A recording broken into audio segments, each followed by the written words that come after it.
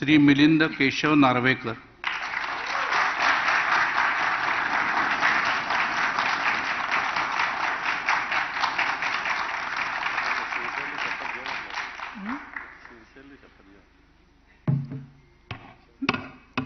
मी आदरणीय बाळासाहेब ठाकरे यांना नमन करून मी मिलिंद विद्या केशव नार्वेकर ईश्वर साक्षात शपथ घेतो की कायद्याद्वारे स्थापित झाले आहे अशा भारतीय संविधानाबद्दल मी खरी श्रद्धा व निष्ठा बाळगीन, भारतीय सार्वभौमता व एकात्मता उन्नत राखीन आणि आता जे कर्तव्य हाती येणार आहे ते निष्ठापूर्वक पार पाडीन.